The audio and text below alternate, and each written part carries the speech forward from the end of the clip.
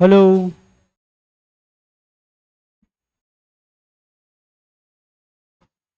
हाँ। हैं? नहीं, आज क्वेश्चन नहीं है। टॉपिक को थोड़ा आगे बढ़ा लेते हैं।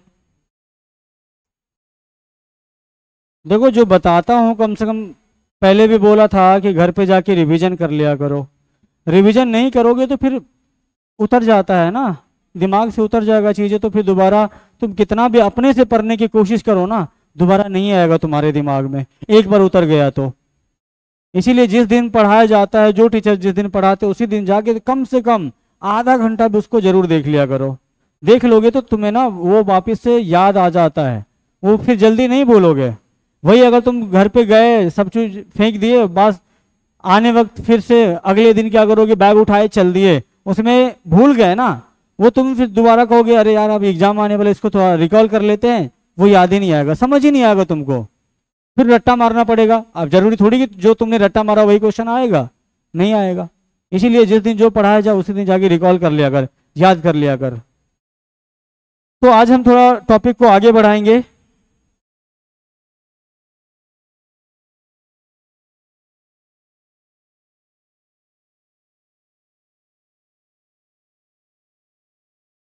आज क्या है?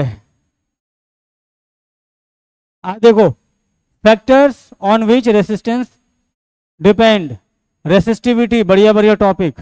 उसके बाद रेसिस्टेंस वर्सेस रेसिस्टिविटी, और उसके बाद है कंडक्टर्स, इंसुलेटर्स, सुपर कंडक्टर्स और रेसिस्टर्स। ये सारी चीजें हैं। आज थोड़ा अच्छा टॉपिक है, इससे सवाल बनते ही रहते हैं, ऑब्जेक्टिव हो या सब्जेक्टिव, इससे सवाल आता रहता है। इसीलिए थोड़ा ध्यान से सुनोगे, फायदे में रहोगे। कल हमने न्यूमेरिकल्स कर लिया था। हाँ, इसके बाद है पहला हमारा factors on which resistance depend.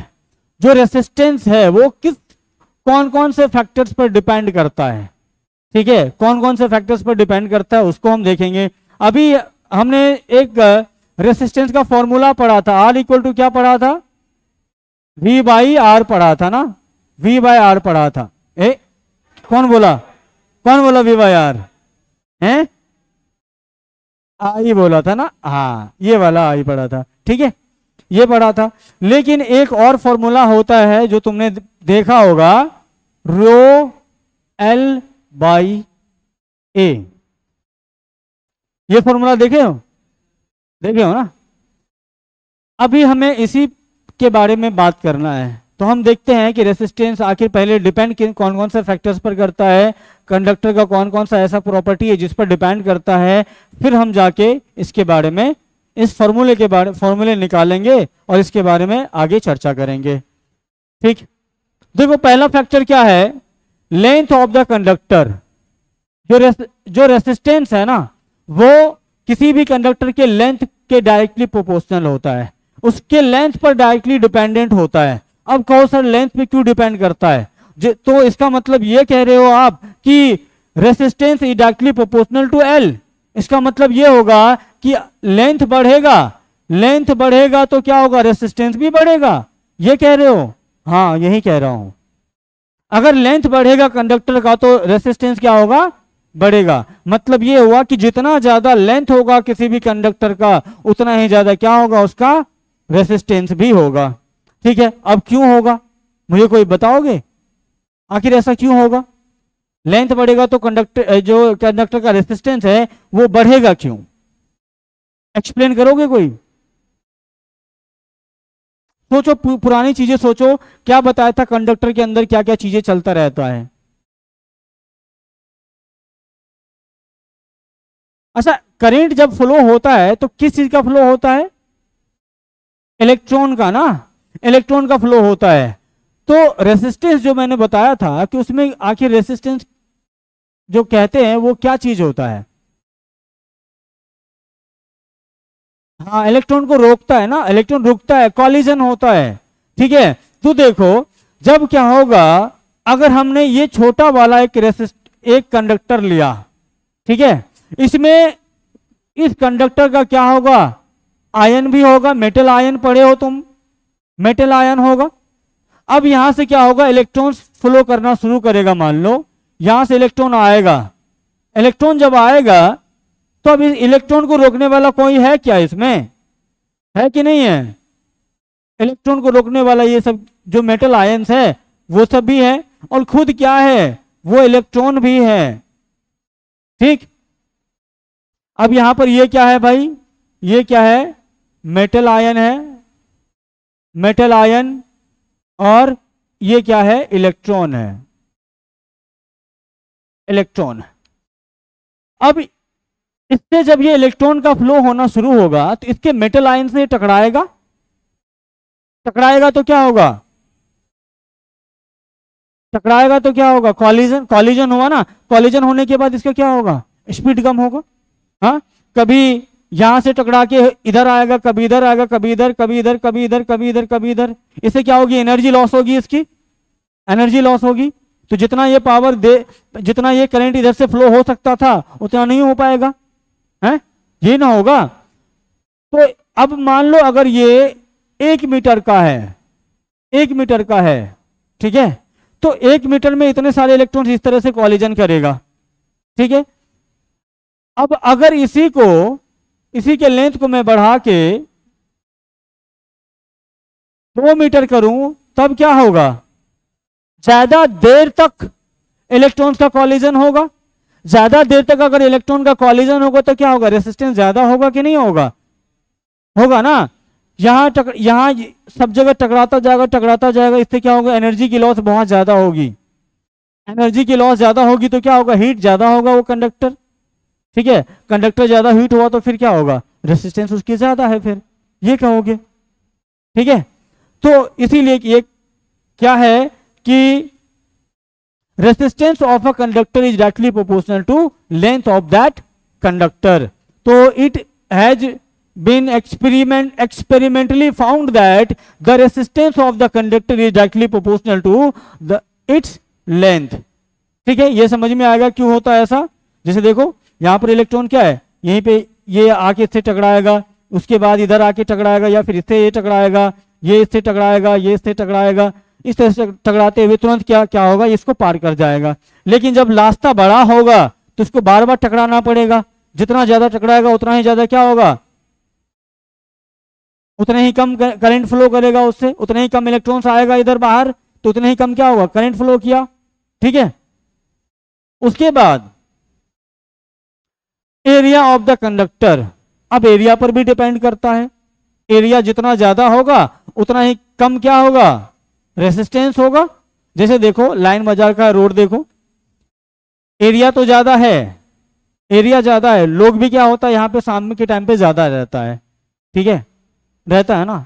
वहीं अगर मान लो उसी एरिया को कम कर दे और लोग उतने ही रखें, लोग को मान लो इलेक्ट्रॉन है, लोग उतने ही हैं, और एरिया को अगर हम कम कर दे, रोड को छोटा कर दे, तो क्या होगा, और ज्यादा भीड़ बढ़ेगी, और ज्यादा लोगों की कॉलिजन होगी आपस में, और ज्यादा लोगों की धक्का मुक्की होगी वहां पर, तो प्रतिरोध क्या होगा, ज्यादा बढ़ेगा, मतलब रेसिस्टेंस ज्यादा बढ़ेगा, लोगों की आवाजाही क्या होगी, रुक जाएगी।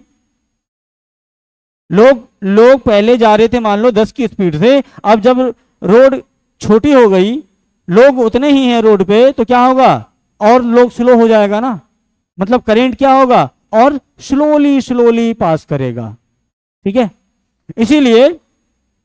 इसीलिए क्या है कि resistance of the conductor inversely proportional to area. जितना कम एरिया उतना ही ज्यादा क्या होगा, उसका रेसिस्टेंस होगा। एक पतला तार का रेसिस्टेंस क्या होगा, ज्यादा होगा। जैसे ये वाला है ना, इतना पतला तार है, मान लो इतना पतला तार है, और एक इतना मोटा तार है।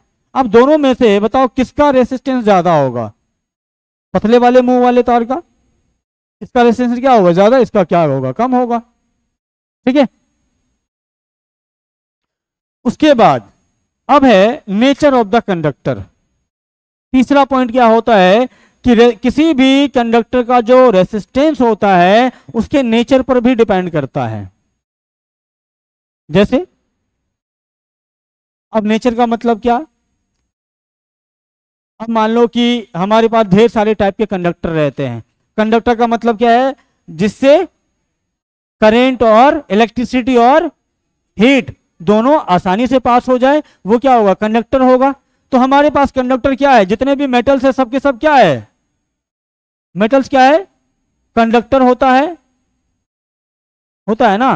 अब मेटल भी अलग अलग होता है, हाँ, आयरन है, लोहा है, कोबाल्ट है, कॉपर है, गोल्ड है, सिल्वर है, इतने सारे क्या है हमारे पास कंडक्टर है। और भी बहुत सारे हैं मेटल्स जो कंडक्टर है। क्या सबका रेसिस्टेंस एक ही होता है? सबका अलग अलग होता है ना। कुछ मेटल ऐसा है जो बहुत गुड कंडक्टर ऑफ इलेक्ट्रिसिटी होता है। कौन होता है बताओ? सिल्वर। सिल्वर क्या है? Good conductor of electricity. ठीक है। उसके बाद अगर तुम एल्युमिनियम, और अपने घर में देखो, अपने घर में देखो, दो टाइप के तार तुम लाते हो, एक होता है एल्युमिनियम का, एक होता है कॉपर का, दो ही टाइप के लाते हो। तुम हमेशा कॉपर की कॉइल वाली कॉपर की तार क्यों लगाना चाहते हो, बताओगे कोई? एल्युमिनियम का पहले लगाते थे, आजकल एल्युमिनियम का इस्तेमाल कम हो गया है। आजकल सिर्फ एल्युमिनियम का तार कहाँ लगता है? पोल्स पे, क्योंकि उसको मोटा बना दिया जाता है। एल्युमिनियम थोड़ा सस्ता भी पड़ता है, इसी वजह से हम मोटा मोटा एल्युमिनियम का तार लगा देते हैं। लेकिन हम अपने घरों में एल्युमिनियम का तार आजकल इस्तेमाल नहीं करते हैं। पहले हम घरों में इस्तेमाल करते थे एल्युमिनियम का तार, लेकिन आजकल सब जगह कॉपर का ही तार इस्तेमाल होता है। क्यों? देखो, पहली बात यह है कि कॉपर का जो मेल्टिंग पॉइंट है वो तुम्हारा एल्युमिनियम से ज़्यादा होता है। वो बहुत ज़्यादा हीट होने के बावजूद भी जल्दी मेल्ट नहीं करेगा। दूसरी बात यह है कि उसका रेसिस्टेंस क्या होता है? कम होता है। या रेसिस्टिविटी, एक बात करेंगे आगे, रेसिस्टिविटी उसका क्या होता है? कम या ज़्यादा? रेसिस्टिविटी मतलब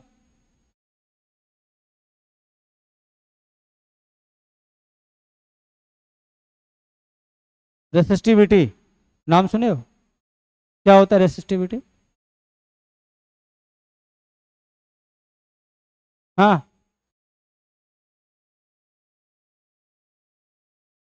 फ्लो ऑफ चार्ज को अपोज करने की एबिलिटी।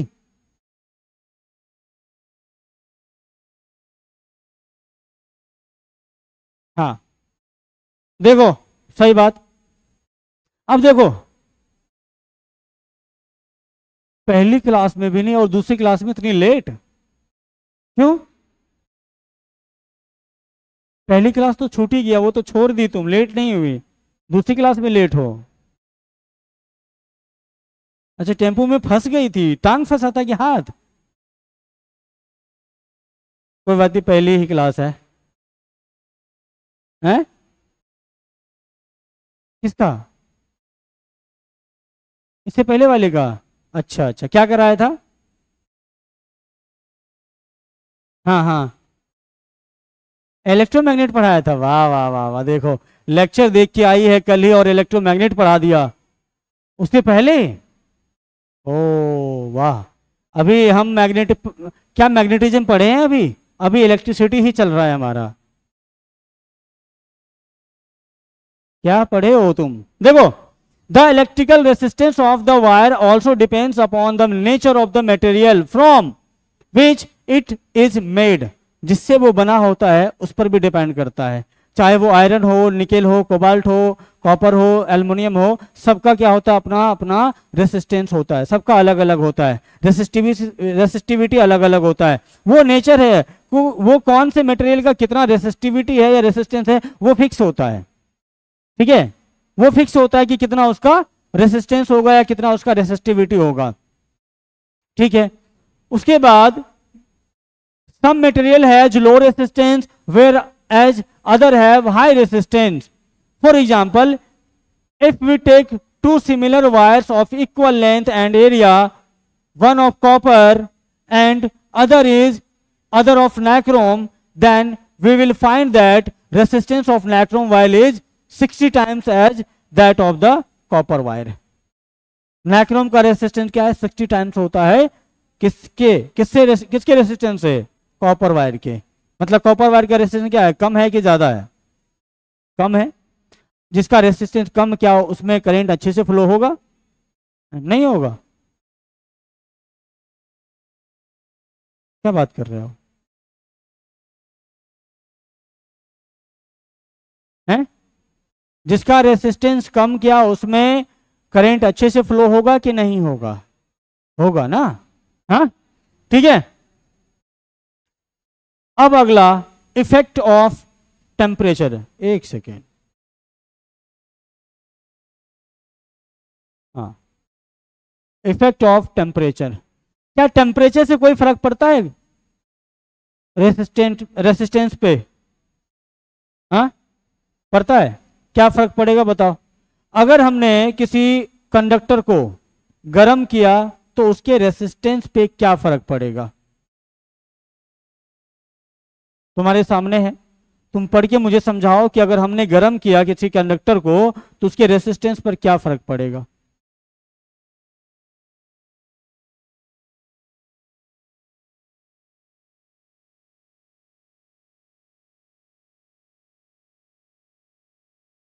हैं? इंक्रीज होगा, क्यों?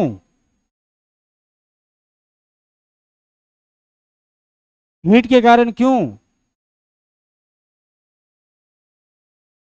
लिखा हुआ है ना, पढ़ के मुझे समझाओ।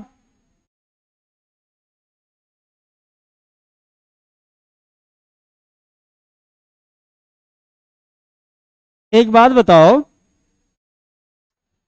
तुम सबको क्या करूंगा ना, तुम आराम से एक एसी वाले रूम में बैठे हुए हो, ठीक है, और रूम है एक मेटल का रूम बना हुआ है।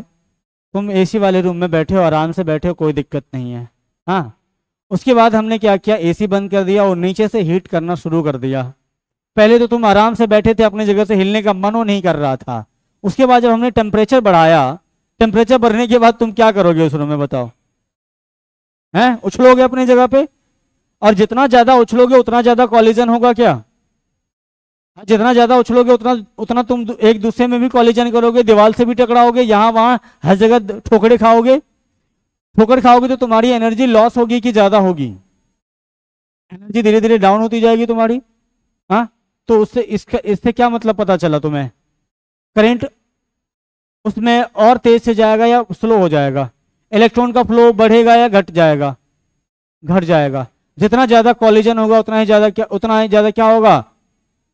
इलेक्ट्रॉन को बाधित होगा, उतना ही ज्यादा उसका एनर्जी क्या होगा? लॉस होगा। और एनर्जी लॉस हुआ तो उसमें उससे करंट फ्लो उतना ही कम होगा। तो वही चीज यहां पर कह रहा है, it has been found that the resistance of all pure metals increases on raising their temperature and vice versa. है, उल्टा हो गया।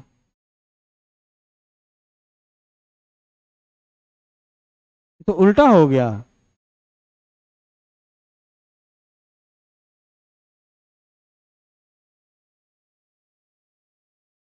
अरे सही तो है, कहाँ दिक्कत है? मैं उल्टा कह रहा, सही तो है। तो क्या कह रहा है, it has been found that the resistance of all pure metal increases on raising the temperature. जितना ज्यादा टेम्परेचर इंक्रीज करोगे उतना ही ज्यादा रेसिस्टेंस उसका क्या होगा? बढ़ेगा। ठीक है, क्यों बढ़ेगा? क्योंकि कॉलिजन उसकी बढ़ती जाएगी। कॉलिजन जितनी ज्यादा बढ़ेगी उतनी ज्यादा क्या होगी? उसकी रेसिस्टेंस होगी। But the resistance of alloys like क्या है? मैग्नेलिन है, और उसके बाद क्या है? कॉन्स्टेंटाइन है, and nichrome is almost unaffected by temperature. तो जितने भी प्योर मेटल्स है, जैसे आयरन है, निकेल है, एल्युमिनियम है, कॉपर है, इन सबको अगर तुम गर्म करते हो इस कंडक्टर को तो इसकी रेसिस्टेंस क्या होगी? बढ़ जाएगी। लेकिन कुछ कुछ ऐसे भी हमारे पास नमूने हैं जिसका रेसिस्टेंस क्या होता है? अनअफेक्टेड रहता है। जैसे मैग्नीलिन है, कॉन्स्टेंटाइन है और नाइक्रोम है। इसका रेसिस्टेंस टेम्परेचर से इफेक्टेड नहीं होता है। ये 3 एग्जाम्पल तुम लोग याद रख लोगे, हो सकता है तुम्हें कभी भी एग्जाम में पूछ ले। ठीक है, उसके बाद है on increasing the temperature resistance increases due to, क्यों? Due to the fact that the intermolecular vibration increases. Intermolecular vibration increase करेगा। जैसे ये देखो, ये अपने ही जगह पे क्या होगा? ज्यादा वाइब्रेट करेगा, जिससे क्या होगा? आने वाले इलेक्ट्रॉन्स को प्रॉब्लम होगी। हाँ, by gaining the thermal energy and hence there are more collisions between moving free electrons and metal ions. ठीक, आगे बात समझ में। उसके बाद रेसिस्टिविटी, तो उससे पहले हम अब देख लेते हैं एक फॉर्मूला। किसका फॉर्मूला? रेसिस्टेंस का। अब इतनी सारी बातें बात जानने के बाद एक काम और करो, अभी नहीं, रेसिस्टिविटी, अच्छा नहीं, इसी को पहले जानो। अब देखो, अभी तक तुमने क्या देखा? रेसिस्टेंस डायरेक्टली प्रोपोर्शनल टू किसके? लेंथ ऑफ द कंडक्टर, और inversely proportional to area of the conductor. ठीक है, कौन से एरिया की बात करता है ये? Area of cross section. ये इस एरिया की बात करता है। ये एरिया होता है इसका, और ये इसका लेंथ होता है। ये यहां से यहां एल लेंथ है, और ये इसका एरिया ए है। ठीक है, तो यहां से अगर आर की वैल्यू निकालो तो ये क्या होता है? रो एल बाई ए। ये क्या होता है? रेसिस्टेंस का फॉर्मूला होता है। अब यहां जो प्रोपोर्शनैलिटी कांस्टेंट रो आया है, ये क्या होता है? Resistivity of the conductor. क्या होता है ये? Resistivity of the conductor. यहां मैं सब कुछ लिख देता हूं। आर इक्वल टू क्या है? रेसिस्टेंस ऑफ द कंडक्टर, उसके बाद L equal to length of the conductor,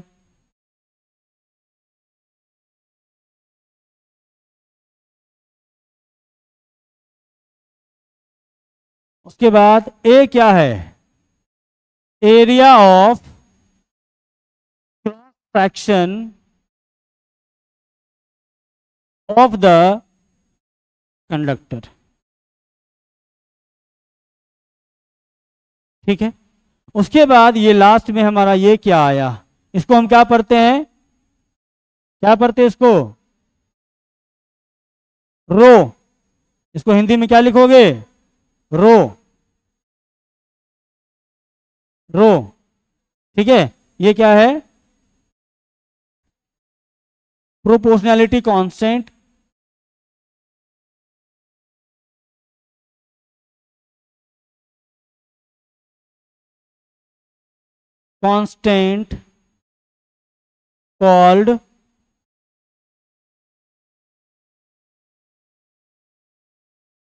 called resistivity।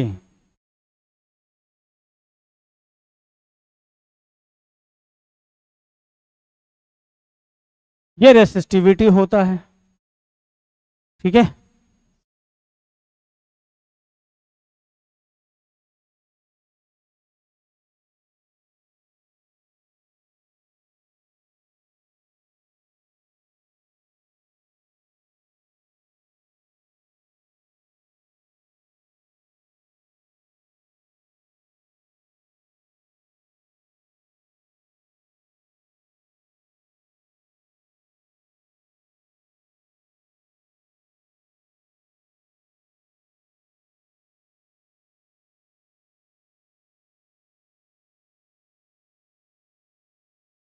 अब मुझे बताओ, इस फॉर्मूला को देख के अगर तुम लेंथ डबल करोगे, एरिया कांस्टेंट रखोगे, तो रेसिस्टेंस ऑफ द कंडक्टर क्या हो जाएगा?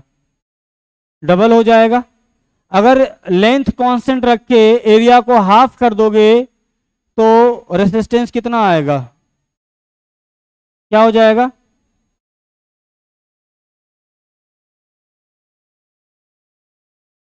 लेंथ कांस्टेंट है और एरिया को हाफ कर दिया तो रेसिस्टेंस कितना आएगा? 4। क्यों? लेंथ तो तुम्हारा कांस्टेंट है ना, एरिया तुम हाफ किए हो, 2 टाइम्स हो जाएगा ना। एरिया हाफ किए हो ना, 2 टाइम्स हो जाएगा। अगर एरिया 2 टाइम्स कर दिया तो हाफ हो जाएगा। इनवर्स रिलेशन है ना, अभी उस पर क्वेश्चन करेंगे। ठीक है, अब यहां से हमें एक चीज निकालना होता है कि इस रो का एसआई यूनिट क्या होगा। ठीक है, इस रो का एसआई यूनिट क्या होगा? रो का एसआई यूनिट क्या होगा? पक्का झूठ नहीं ना बोल रहे हो? पक्का नहीं बोल रहे हो? अगर झूठ पकड़े गए तो? हाँ, अगर झूठ पकड़ा गया तो?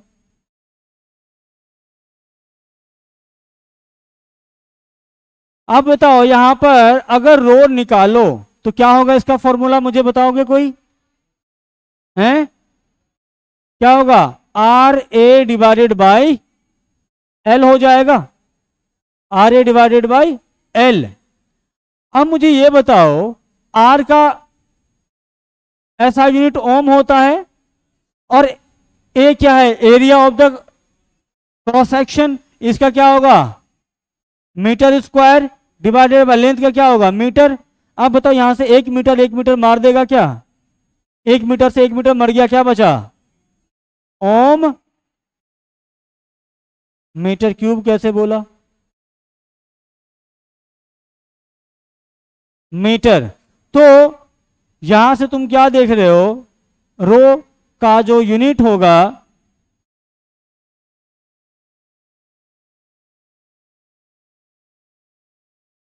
SI unit of resistivity is equal to ohm metre.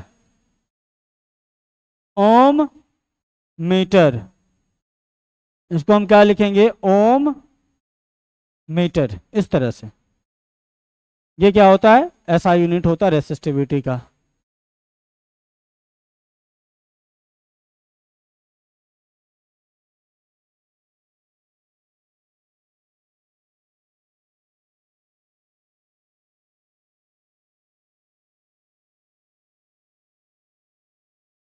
है?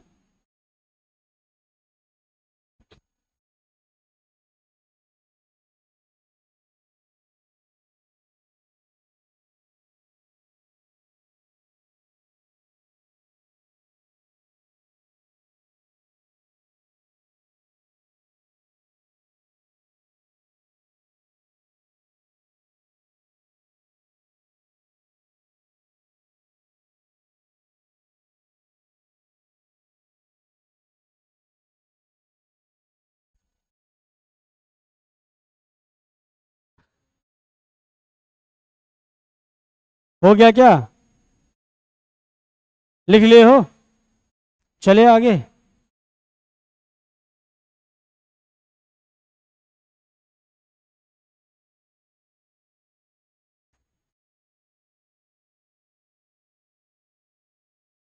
अब अगला देखो, अरे रेसिस्टिविटी तो अभी वही बता रहा था, ये तो तुमको बता दिया वहीं पे, दोबारा बताना पड़ेगा है?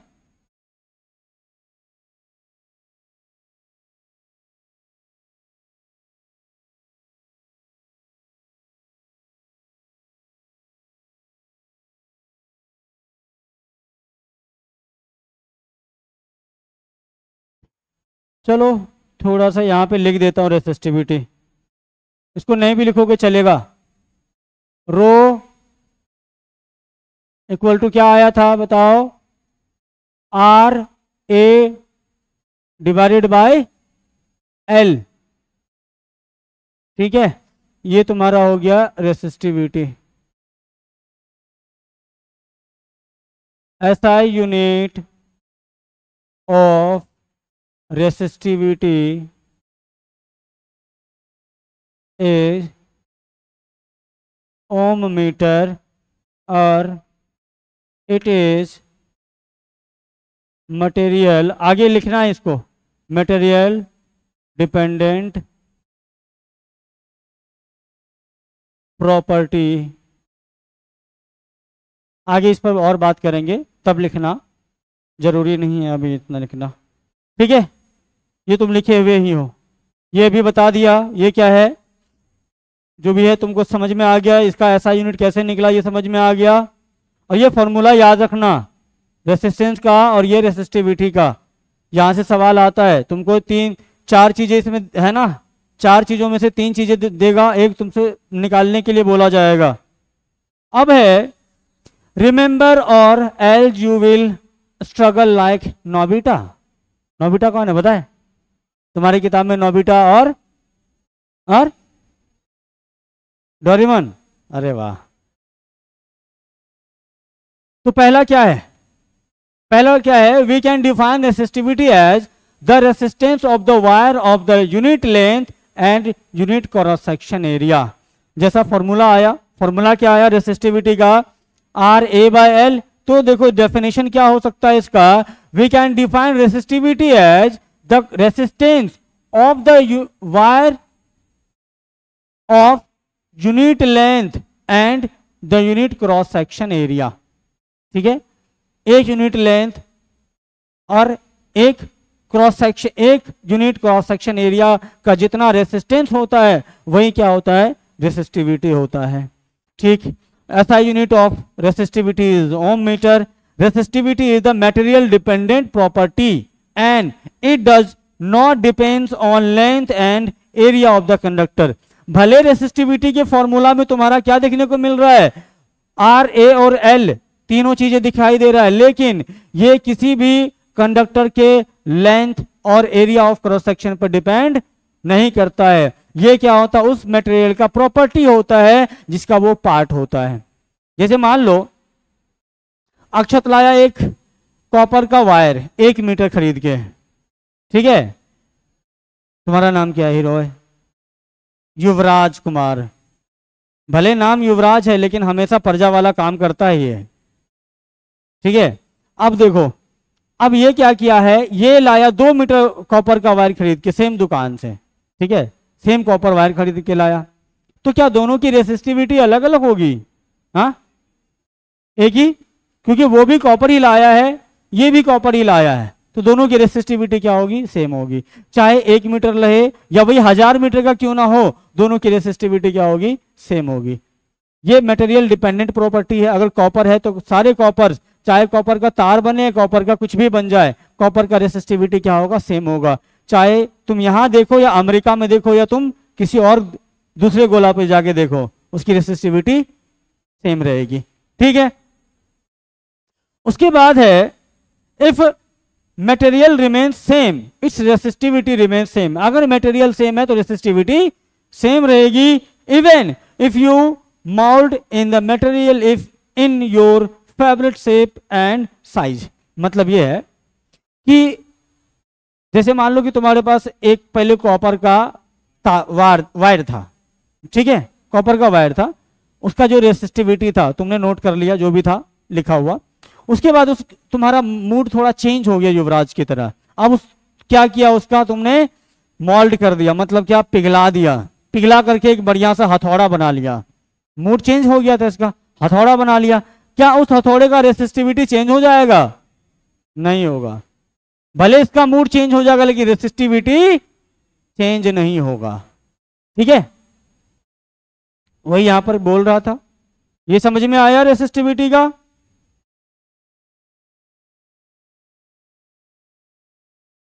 ये क्या है? Material with high resistivity offers higher resistance. ठीक है, जिसका रेसिस्टिविटी हाई होगा उसका रेसिस्टेंस भी क्या होगा? हाई होगा। ठीक,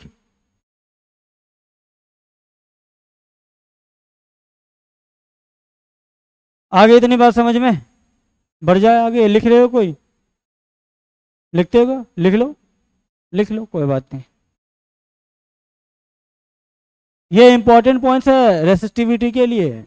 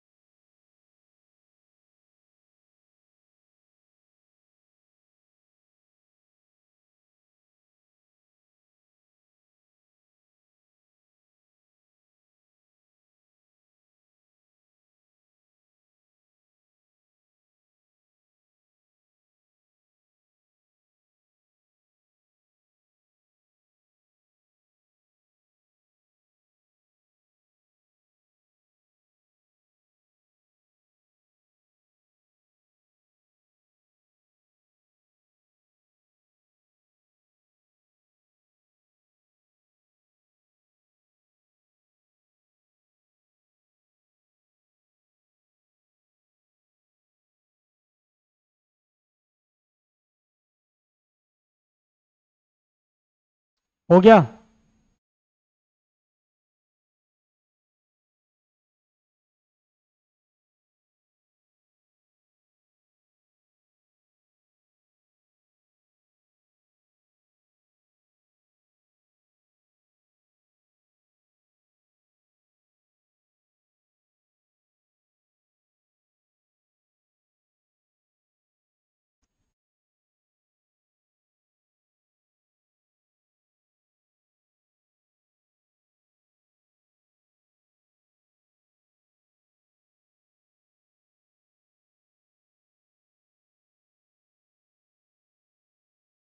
हिला?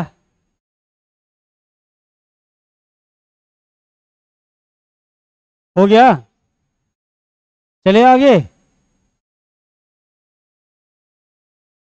अब है resistance versus resistivity. Resistance versus resistivity.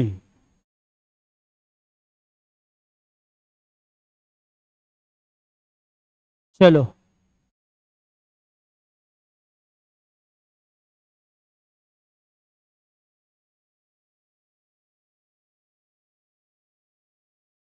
थोड़ा सा यहां पर कॉलम बना के लिख लेते हैं। Resistance versus resistivity.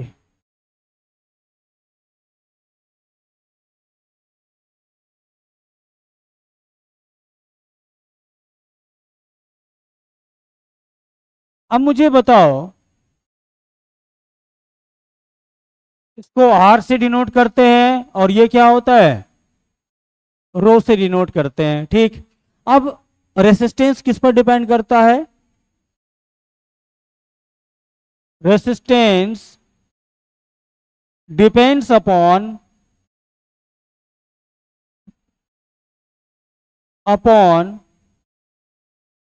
The length and area of the conductor. लेकिन अगर रेसिस्टिविटी की बात करूं तो ये क्या करता है? क्या रेसिस्टिविटी लेंथ और एरिया पर डिपेंड करता है? नहीं करता। किस पर डिपेंड करता है ये? मटेरियल पर। इट इज मटेरियल डिपेंडेंट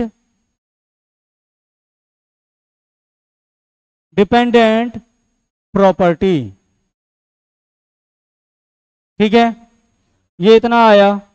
उसके बाद आर इक्वल टू क्या होता है? रो एल बाई ए, और इसमें रो इक्वल टू क्या होता है? R A by L.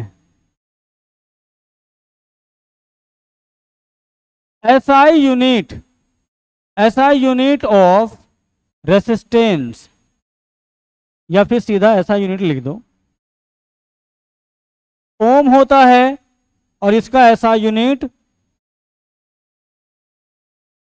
Unit Om metre. और कुछ जानते हो?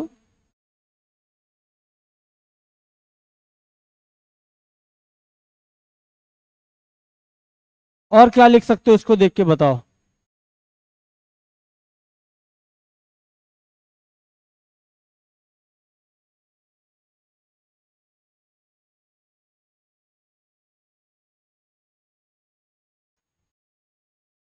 If material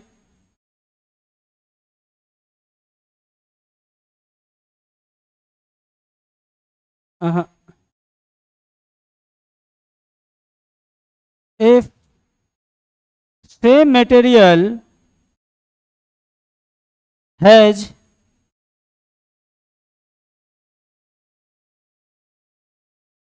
different length and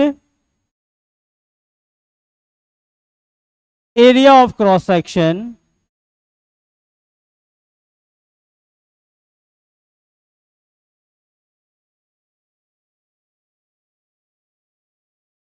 then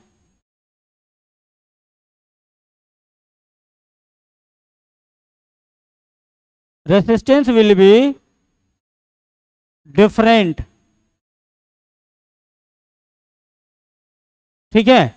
लेकिन इसमें क्या होगा,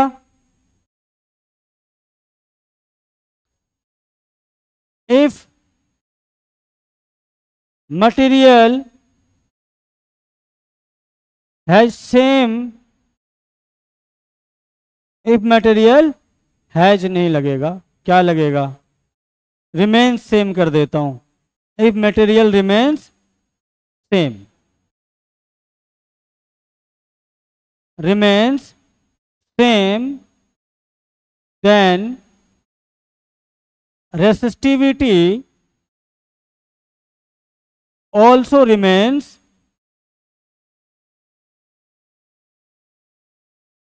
same, ठीक है। ये दोनों में डिफरेंस हो गया।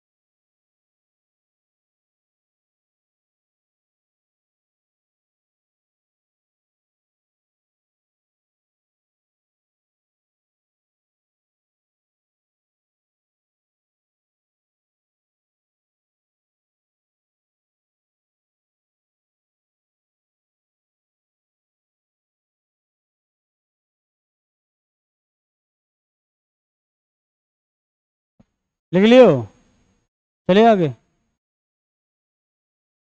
अब है conductor, insulator, super conductor and resistors. Conductor का डेफिनेशन तो सबको आता होगा, केमिस्ट्री में भी पढ़ा होगा। क्या होता है, a material which pass current and electricity easily, current, electricity and heat easily is known as conductor. तो उसी के बारे में थोड़ा बहुत हम पढ़ लेते हैं, पहले से भी तुम्हें पता है, ज़्यादा इस पर बोलूँगा नहीं, ठीक है। देखो, those substances which have very low electrical resistance are called a good conductor। अब देखो यहाँ पर हमने रेसिस्टेंस पढ़ा था, इसीलिए हमने इसको इस तरह से डिफाइन किया। ऐसा कंडक्टर जिसका रेसिस्टेंस क्या हो, बहुत ही कम हो, वो क्या होगा, एक गुड कंडक्टर होगा, ठीक है। तो ऐसा सबस्टांस, दो substance which have very low electrical resistance are called good conductors. जैसे कॉपर है, एल्युमिनियम है, सिल्वर है। और सबसे बढ़िया कंडक्टर कौन है, कौन है,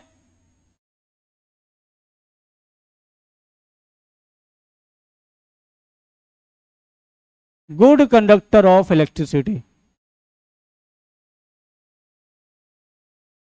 इलेक्ट्रिसिटी। सारे कंडक्टर्स में सबसे बढ़िया क्या है, ये गुड कंडक्टर है, ये सबसे बढ़िया इलेक्ट्रिसिटी कंडक्ट करता है।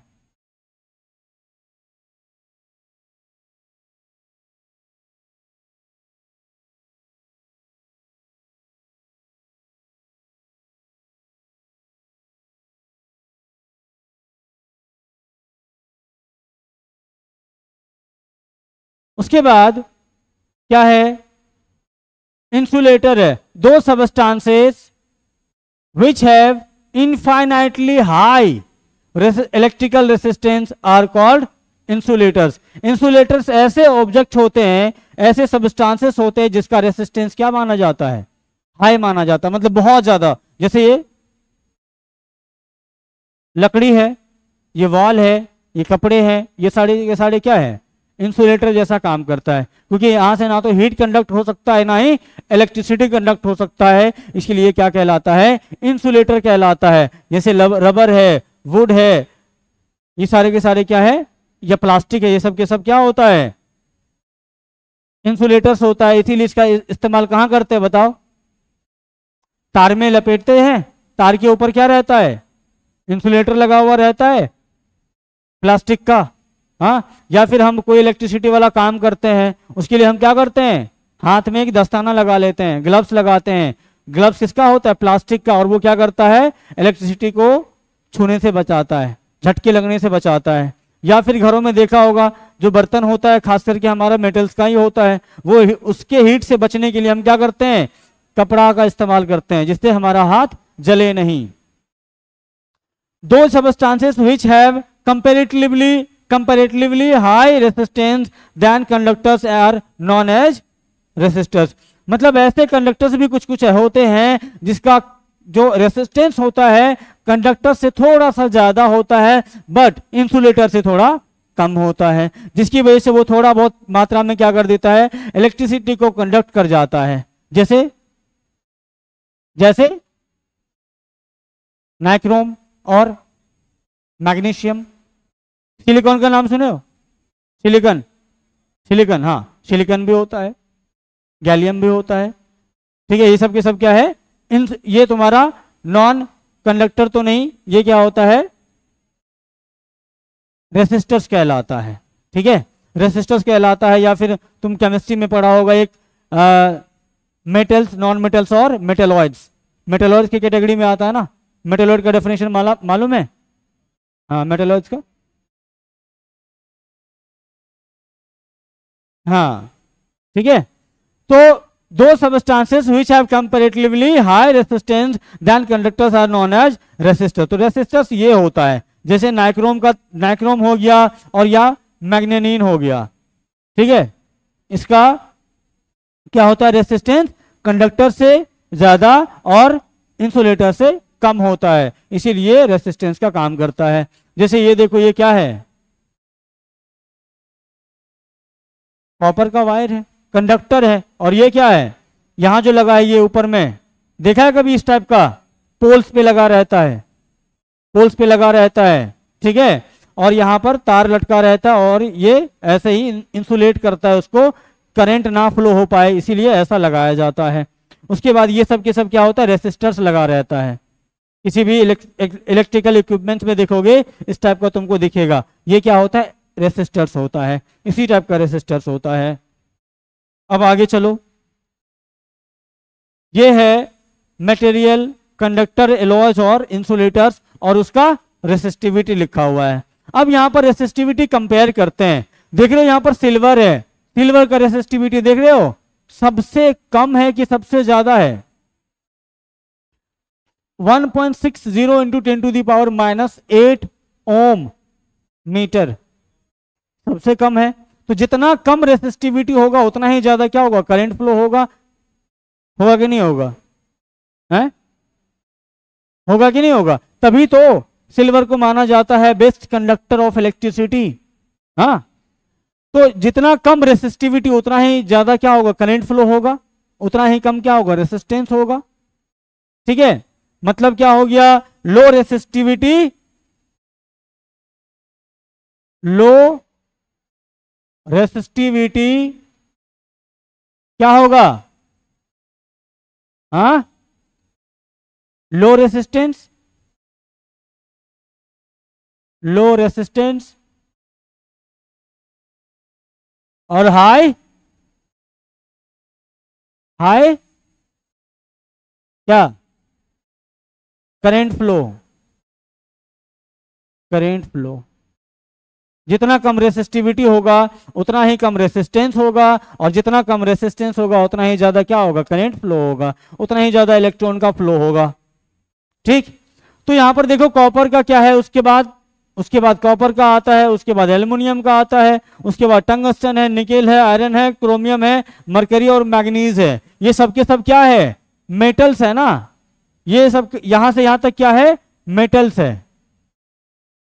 हाँ, ये क्या है, मेटल्स है, ठीक है, मेटल्स। उसके बाद ये एलॉयज है, एलॉय, एलॉय मतलब समझते हो क्या होता है, दो मेटल्स का, मेटल और नॉन मेटल का कॉम्बिनेशन होता है, ठीक है, मेटल और नॉन मेटल का। जैसे LOFCuN Ni, ये क्या होता है, कॉन्स्टेंटाइन होता है। इसका जो देखो resistivity 49 into 10 to the power minus 6 ohm metre है। उसके बाद और आगे आओ तो नाइक्रोम का देखो, नाइक्रोम का क्या है 100 into 10 to the power minus 6 ohm metre होता है। अब आती है बात ये इंसुलेटर की, देखो कितना ज्यादा है 10 टू दी पावर 10 से 10 टू दी पावर 14 होता है, 10 टू दी पावर 3 से 10 टू दी पावर 16 होता है ओम मीटर, जो सबसे बहुत ज्यादा होता है ये, इसीलिए इससे करंट जरा सा भी फ्लो नहीं करेगा। आगे बात समझ में। अब आती है बात क्वेश्चन करने की, लेकिन क्वेश्चन हम आज समय के अनुसार नहीं करेंगे, लेकिन तुम लोगों को जरूर इसका थोड़ा सा होमवर्क मिलेगा। ठीक, ये होमवर्क में रख लोगे, ये भी होमवर्क में करके लाओगे इसको कल अगली क्लास में। ये भी HW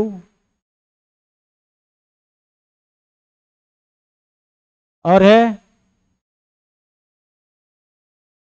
ठीक है, ये हो गए तुम्हारे खत्म में। जितने भी क्वेश्चन है क्वेश्चन करने की कोशिश करना, बन जाएगा, टफ नहीं है। अगर आज रिवीजन कर लोगे, आज ही क्वेश्चन बनाओगे तो पक्का तुमसे क्वेश्चन बन जाएगा। आज नहीं करोगे और तुम्हारी क्लास तो अब होने वाली कब है, मंडे को, भूल जाओगे तब तक। इसीलिए क्वेश्चन आज ही कोशिश करना कर लेने को। ठीक।